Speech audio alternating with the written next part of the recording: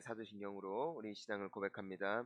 전능하사 천지를 만드신 하나님 아버지를 내가 믿사오며 그 외아들 우리 주 예수 그리스도를 믿사오니 이는 성령으로 잉태하사 동정녀 마리아에게 나시고 본디오 빌라도에게 고난을 받으사 십자가에 못 박혀 죽으시고 장사한 지 사흘 만에 죽은 자 가운데서 다시 살아나시며 하늘에 오르사 전능하신 하느님 우편에 앉아 계시다가 저리로서 산자와 죽은 자를 심판하러 오시리라.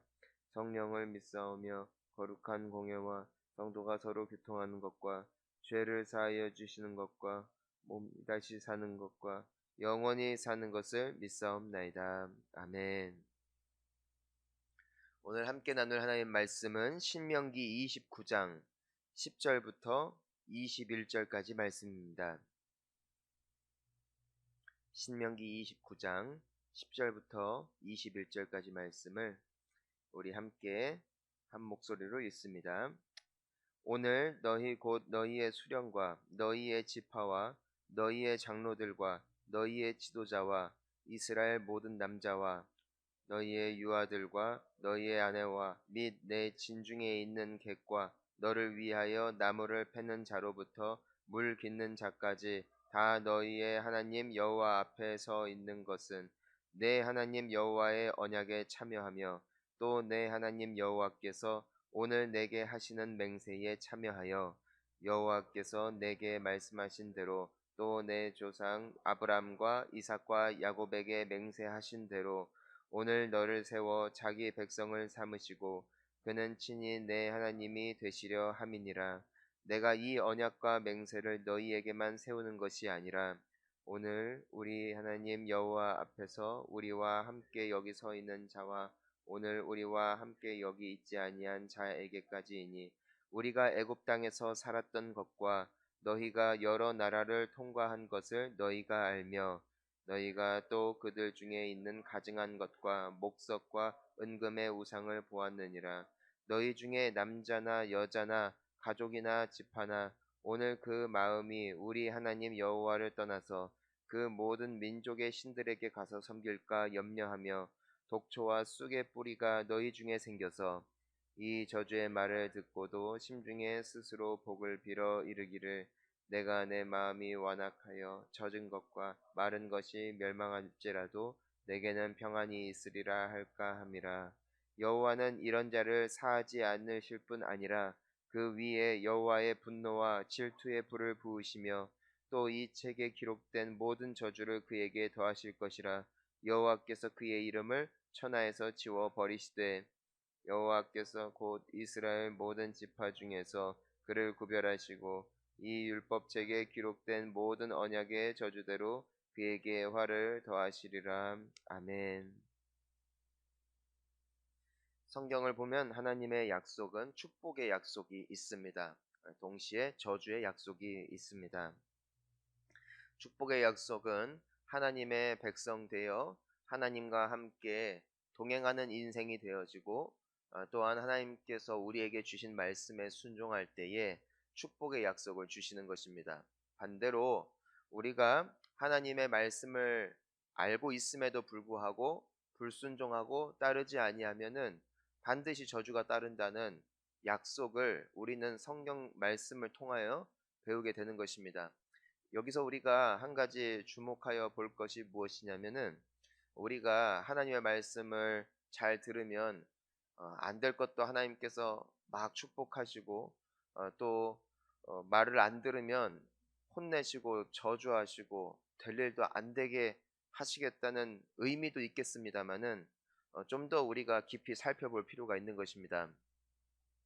우리가 자녀들을 교육을 할 때 자녀들에게 가르치는 바가 있습니다. 한 예로 우리가 아이에게 반드시 밥을 먹은 다음에는 양치를 해야 된다는 것을 우리는 학교에서 또 부모를 통해서 아이들에게 가르친다는 것이죠. 아이가 순종하면 건강한 치아를 가지고 맛있게 음식을 먹는 삶이 그의 일평생에 이루어질 수가 있습니다. 이것이 순종에 의한 축복입니다.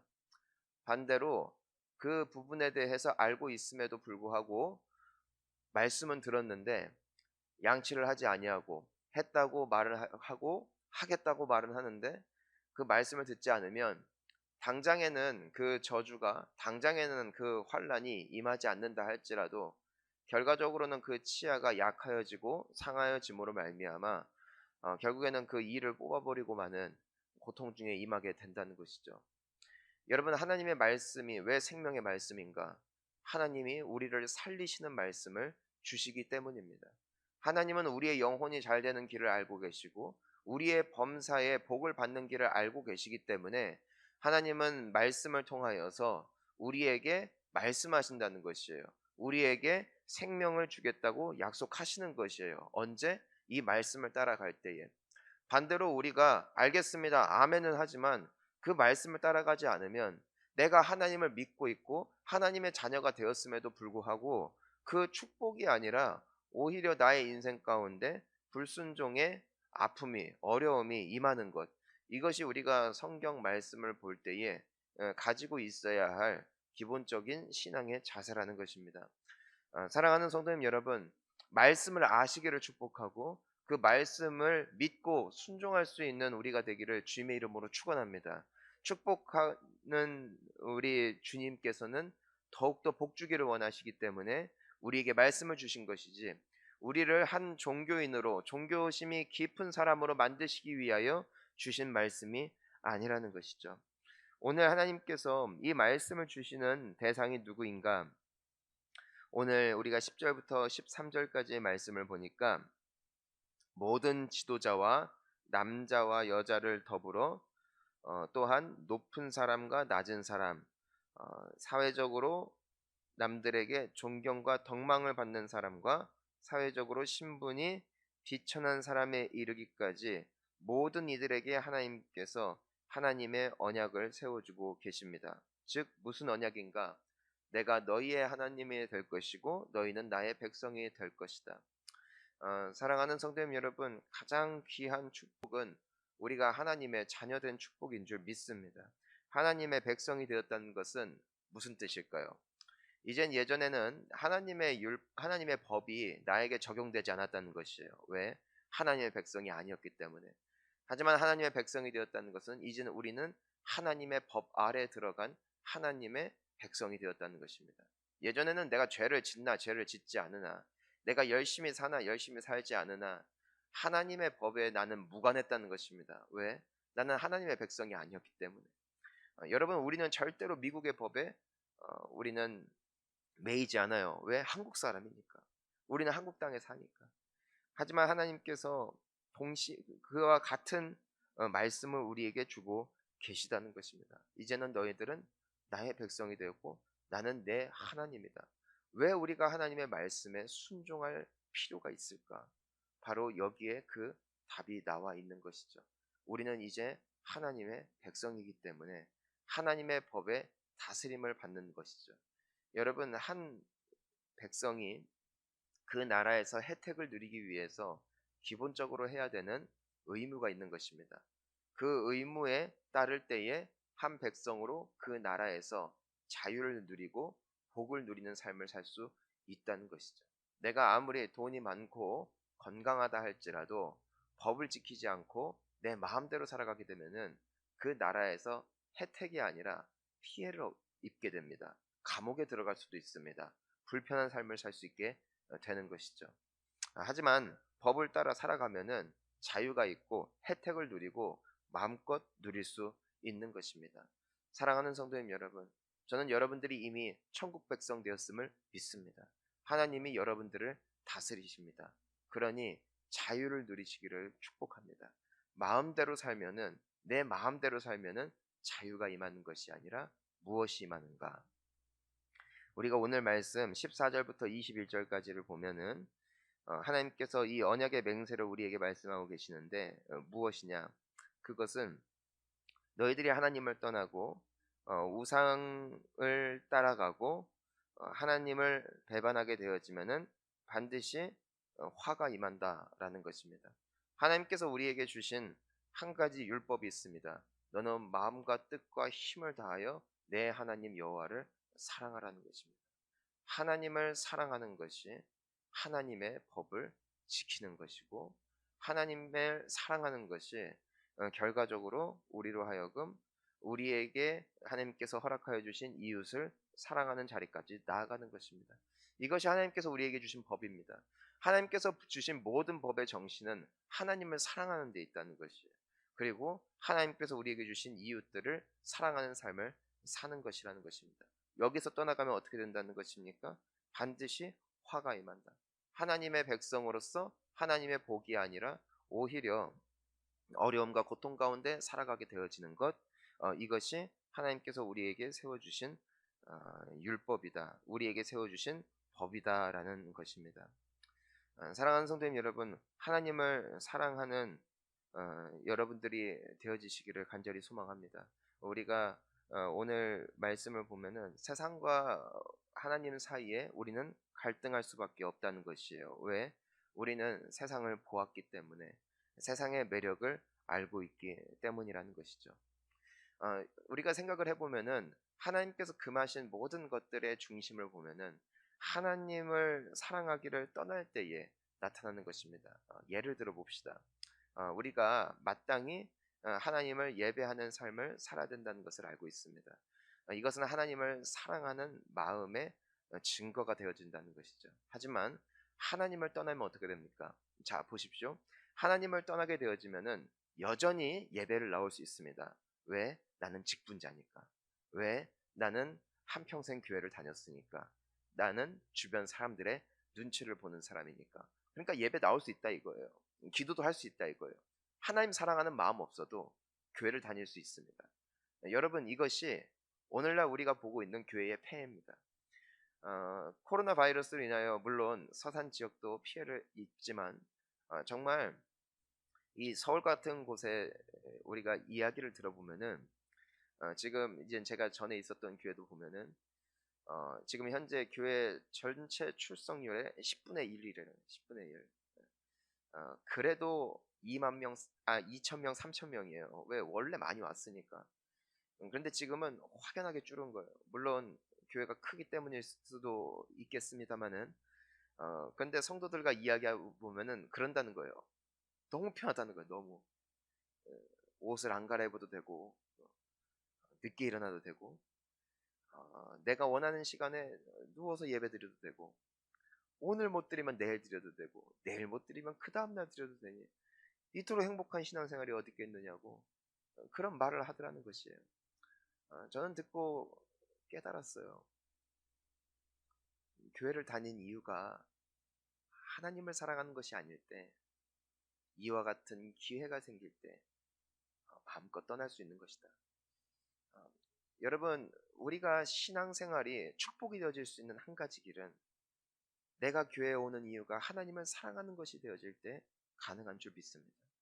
여러분, 기도가 축복이 되어지는 것은 내가 기도를 통하여 만나는 주님이 기쁠 때, 내가 주님을 사랑할 때 기도는 기쁨이 되는 것이고 나의 헌금 생활과 나의 봉사의 생활은 참으로 내가 이 세상에서 누릴 수 있는 가장 큰 축복이 되어지는 줄 믿습니다. 하나님은 헌금도요, 기뻐하는 대로 마음에 원하는 대로 하라고 하셨지 단 한 번도 그 헌금을 구걸하신 적이 없다는 사실을 주목해야 됩니다. 하지만 기쁨으로 내는 자를 주님은 기뻐하신다는 것이고 기쁨으로 헌금하는 자에게 주님은 복을 약속하셨다는 것이에요.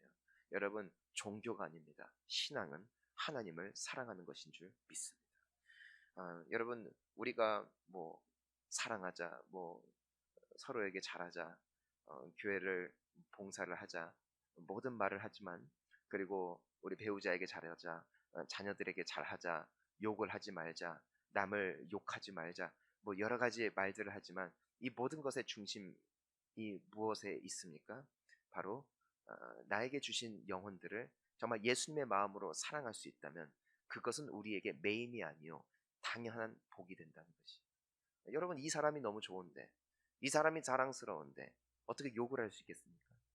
이 사람을 너무나 사랑하는데 어떻게 그 사람을 외면할 수 있겠습니까? 하지만 반대로 내 인생도 사랑하지 못하고 이 사람을 사랑하는 마음이 전혀 없는데 이 사람을 섬겨야 되고, 이 사람을 위하여 봉사해야 되고, 이 사람을 사랑해야 되고, 이 사람을 챙겨야 한다고 누군가가 말한다면은 여러분, 그것이 어떻게 축복이 되겠어요? 이것은 커다란 짐이 될 거예요. 목자로서 섬기거나 교사로 섬길 때 가장 소중한 것이 무엇인가? 그 직분이 복이 될 수 있는 길은 한 가지예요. 나의 목원과 나의 학생들을 사랑하는 거예요. 목사가 가장 행복할 때가 언제인 줄 아십니까? 성도들이 사랑스러워질 때. 그때는 말씀을 전할 수 있고 그들을 위하여 기도할 수 있음이 세상에서 가장 큰 축복이기 때문에 이 성직의 길을 간다는 것만큼 가장 큰 복이 없는 거예요. 그런데 가장 불행한 목사가 누구인가? 성도를 사랑하는 마음이 없는 목사입니다. 그 인생은 말씀을 준비하든 사역을 하든 마음의 기쁨이 있을 수가 없어요.